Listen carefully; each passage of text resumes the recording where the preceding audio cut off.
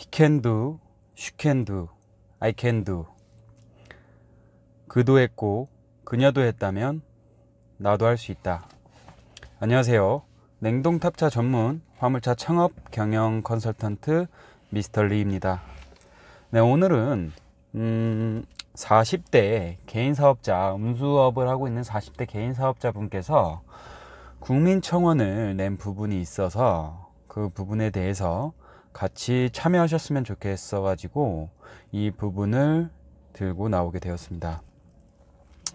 일단은 제목은 화물시장의 적폐를 개선해 주세요. 청원 진행 중이고요. 청원 마감은 5월 10일까지입니다. 4월 10일부터 4월 10일에 시작을 했고 5월 10일까지 청원이 시작되고 참여를 하실 수가 있습니다. 청원 내용을 한번 읽어보도록 하겠습니다. 안녕하세요, 대통령님, 그리고 국민 여러분. 저는 화물 운수업을 하고 있는 40대 개인 사업자입니다. 화물 적폐에 대한 이야기를 들어주시고 국민 여러분의 공감과 정부 관계자의 답변을 바랍니다. 저는 3년 전에 다니던 직장을 그만두고 화물 운수업으로 전업을 한 가장입니다. 헛벌이로 근근히 살아갔지만 아이가 생기면서 기존의 수입으로는 가족의 미래를 담보할 수 없다고 판단했고 위험하고 고될지라도 나 하나만 고생하면 아쉽지 않게 살 수 있겠지 하고 지옥의 문을 열고 입성하게 된 여러분과 똑같은 평범한 가장입니다. 네, 누구나 다 이렇게 시작을 하죠. 그렇습니다. 판단은 본인이 해놓고 이제 와서 하소연한다고 생각할 수도 있습니다. 그러나 화물시장의 적폐가 이리도 심각한지 모르고 발을 들인 저의 무지만을 탓하기엔 지금 이 순간에도 수많은 화물 노동자와 그 가족들이 피눈물을 흘리고 있을 것을 알기에 이 글을 작성하게 되었습니다. 우리나라 헌법 119조 2항에는 국가는 균형 있는 국민 경제 성장과 적정한 소득 분배, 시장 지배와 경제력 남용 방지, 경제 주체 간의 조화를 통한 경제 민주화를 위해 경제에 관한 규제와 조정을 할 수 있다고 명시되어 있습니다. 그런데 이에 심각하게 반하는 행위들이 화물시장에서는 그 누구의 제재도 받지 않고 행해지고 묵과되고 있습니다.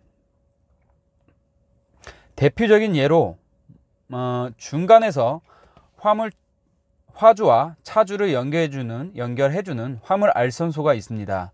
이들은 국민의 생명을 위협하고 국가의 도로시설을 파손시키는 과적 조장과 화물 운송료의 지속적인 하락의 주범이자 악의 축이라고 볼 수 있습니다.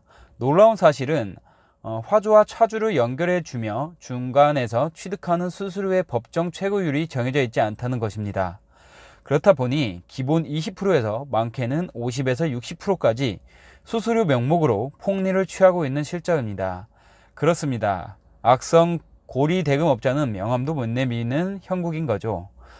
공인중개사, 신용카드, 대출은행 등 대부분의 중간 브로커의 수수료율이 법으로 정해져 어느 정도 보호장치가 있는 것과는 대조적인 것이며 상식에 매우 반하는 해괴한 형태인데도 그 누구의 개선 의지가 안 보입니다. 차주가 일을 안 받으면 될 거 아니냐, 거부하면 될 거 아니냐. 그리하면 수요와 공급의 법칙에 따라 운송료도 오를 것이고 과정 요구를 계속 거부를 하게 되면 과적짐도 없어질 거 아니냐. 네, 그게 가능하다면 참으로 소설 같은 아름다운 세상이 되겠지요. 결과적으로 화주는 화주대로 정상 요금을 지불하지만 물건을 실으러 온 차주의 퉁명스러움에 불만이고 차주는 차주대로 저가 운송료를 받고 갔는데 화주가 바라는 게 많으니 불만인 상황이 빈번하게 됩니다. 화물시장에서 차주는 철저한 을의 위치에 존재합니다. 그리고 많은 차주가 이용하고 있는 화물 어플에서도 마찬가지입니다. 화물 어플과 같은 역경매 방식에서 판매자는 무조건 손해를 볼 수밖에 없는데 굳이 어려운 경제 사전을 살펴보지 않아도 온라인 게임에서 직거래만 가능할 때와 경매장이 생겼을 때 기존 물품의 가격이 10배 이상 깎이는 것을 어렵지 않게 찾아볼 수 있습니다.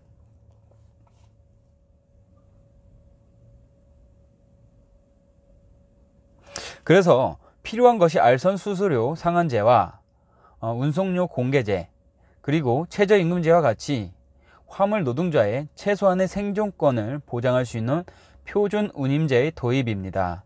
추레라와 레미콘뿐만이 아닌 전 차종의 표준 운임제 말입니다.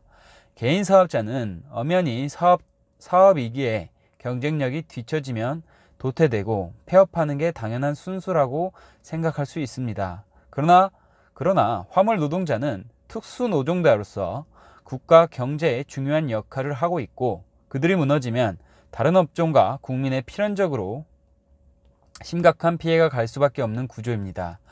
그리고 아시다시피 이미 다른 운수 종사자인 택시, 버스, 그런 거는 정부가 개입하여 물가 상승률에 맞춰 어느 정도 적정 운송료로 생존권을 보장받고 있는 게 사실입니다.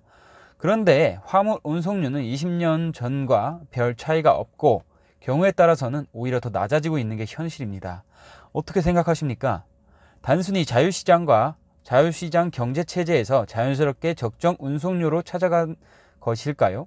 아닙니다. 전형적으로 을의 살과 뼈를 취해 부당하게 아무런 제재 없이 이득을 보는 자들이 있다는 것입니다.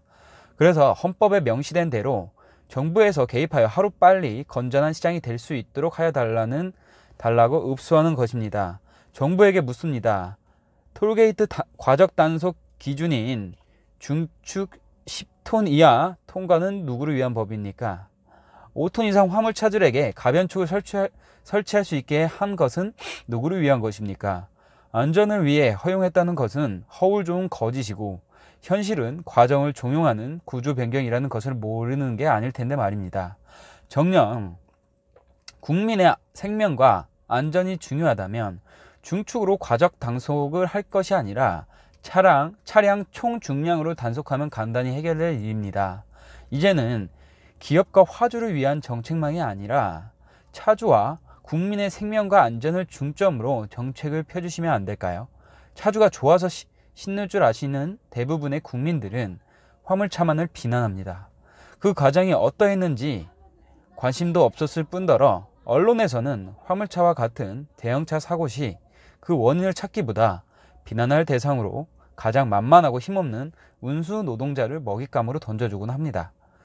국민 여러분께 분명히 말씀드립니다. 저희 화물 노동자는 과적짐을 극도로 싫어합니다. 과적짐을 싣게 되면 오르막을 오르기도 힘들고 내리막은 브레이크가 밀려서 죽음의 공포를 느껴야 하며 연료 소모량은 정상짐의 2배 이상이고 차량은 차츰 병들고 노후가 빨라져 수리비로 수입보다 지출이 많아지게 됩니다. 그럼에도 불구하고 때때로 과적짐을 싣게 되는 건 지금의 현실에서는 선택의 여지가 별로 없기 때문입니다. 위에 기술한 대로 과적 단속 기준을 변경하여 5톤차 한 대에서 10톤을 실어 보내던 짐이 5톤차 2대에서 실어 보낼 수 있게 되고 결과적으로 일감이 늘어나 화물차의 무리한 운행이 줄어들고 도로의 안전이 보장되어 국민의 소중한 생명과 국가의 재산을 지킬 수 있게 되는 것입니다. 물론 기업과 화주의 운송료 증가로 인해 물가 상승을 불러오는 결과를 초래할 수 있겠지만 어느 것이 정상적인 국가로 가는 길인지 국민의 안전과 기업의 운송료 절감 중에 무엇에 중점을 둬야 할지 길게 생각해 보지 않아도 알 수 있을 것입니다. 요즘은 미세먼지의 주범으로 노후 화물차를 타겟으로 차량 변경을 종용하고 있고 일부 도로는 진입 시 불법으로 규정하여 벌금까지 징수하고 있습니다.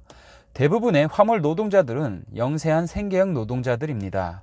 지금 변경하고 싶어도 여유자금이 없고 무리해서 빚을 내 변경하면 비현실적인 운송료의 환경에서 고통은 더욱 증가될 수밖에 없어 이러지도 저러지도 못하는 게 사실입니다.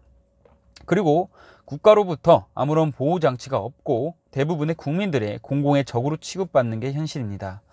억울하고 서글픕니다. 저희도 성실히 세금을 납부하고 경제의 중요한 축을 담당하고 있는 대한민국의 국민입니다.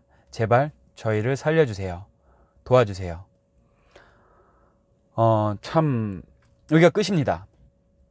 아, 안타깝죠. 누구나 다 이렇게 들어오셔서 이런 많은 갈등을 겪고 계신 것 같습니다.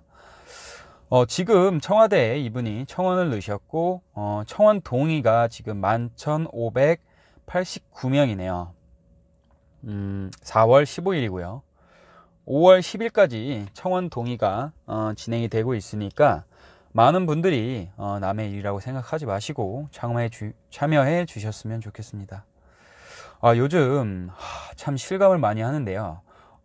모든 사람들이 많이 이용하는 전국 24시 콜화물, 여기 콜화물 어플에서도 요새 운수회사랑 많이 전화를 하고 뭐 얘기를 나눠보다 보면은 용차 구하기가 너무 쉽다는 거예요. 왜 그러죠? 그랬더니 아니 예전에는 뭐 25만원 30만원에 올려야지 서울에서 전라도 광주 뭐 이쪽을 내려갔었는데 지금은 20년 전에 가격을 올려도 바로 잡힌다 이겁니다.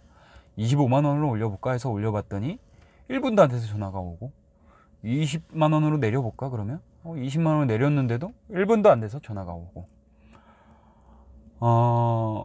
최저 운임제가 정해져 있지 않기 때문에 그리고 일이 그만큼 없기 때문에 차주들이 살기 위해서 가격이 싸도 점점 어쩔 수 없이 선택을 해서 그 짐이라도 받고 내려가야 한다는 겁니다. 그만큼 역경매 형식으로 이루어져 있는 이 화물 이 콜어플 시장 때문에 정해져 있지 않죠, 운임제가. 그렇기 때문에 요즘 많이 출애라나 뭐 큰 차들, 대형 차들, 뭐 탕발이 뛰시는 분들 보면은 굉장히 매출이 엄청 많이 줄었다고 하더라고요. 몇백만 원씩 줄었다고 합니다. 어쩔 수가 없는 실정인 것 같아요. 나라 경제와 정책에 따라서 지금 저희 공장 주 5일제도 이루어지고 있고, 최저임금도 올라가고 있고, 그리고 주 52시간 시간제도 정해져 있고 하다 보니까 공장에서 생산하는 양이 줄어들고, 그리고 공장에서 이제 우리나라에서 인건비가 워낙 비싸니까 우리나라 공장을 필리핀이나 중국, 외국 쪽으로 인건비가 싼 쪽으로 공장을 밖에 나가서 세우는 겁니다. 그러다 보니까 우리나라에서 생산되는 물량이 적다 보니까 이동하는 물량 또한 적게 되겠죠. 그만큼 심각하다는 겁니다.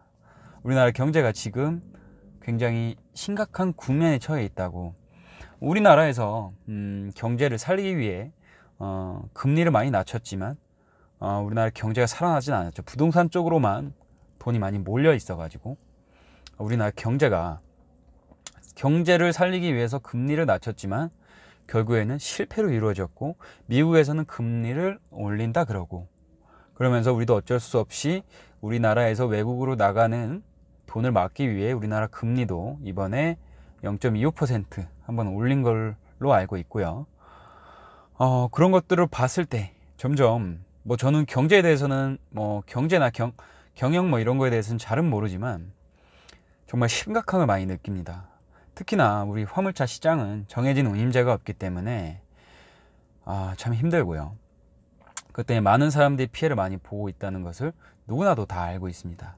그리고 또한 알선업체에서 말도 안 되는 50%, 60%의 프리미엄을 붙여서 걔네들이 가져가는 이 중개 수수료, 이런 부분도 이분이 말씀하셨던 것처럼 말도 안 되게 뛰어가고 있고, 이렇게 또 들어오면은 어쩔 수 없이 이 빚에 얽매여서 더 많은 일을 하고 더 미친 듯이 일을 해서 이 빚을 막 메꾸고, 오히려 살라고 들어왔는데 오히려 더 몸은 몸대로 힘들고, 가정과의 대화나 이런 부분 더 차단되고, 보낼 수 있는 시간까지 차단이 되면서 가족들과 함께 할 시간은 점점 줄어들고, 몸은 힘들고 돈은 돈대로 못 벌고, 이런 악순환이 계속해서 반복이 돼가는 것 같습니다.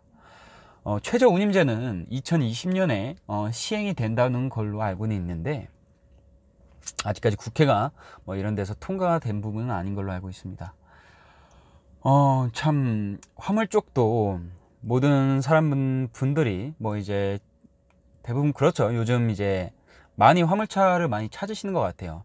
회사에서 일을 하시다 보면은 거기에서 이제 급여나 뭐 이런 부분에서 만족을 못 하게 되고, 최저임금은 올라가지만 뭐 주 5일제로 바뀌고 2교대로 가던 게 3교대로 바뀌고 이러면서 이제 내가 가져오는 수입이 줄어드니까 이걸로는 우리 가족이 먹기 더 살기 힘드니까 위험하고 굉장히 어려운 걸 알면서도 과감하게 돈을 투자를 해서 화물 쪽으로 들어옵니다. 하지만 들어와서 이 현실 세계를 보면은 정말 너무나도 안 좋은 현상들이 그리고 불합리한 것들이 횡패해져 있죠. 너무나도 많이 널려 있습니다. 이런 부분들을 어느 정도 국민청원을 통해 개선될 수 있다면 꿈틀거리기라도 해야 되지 않겠습니까? 저희라도.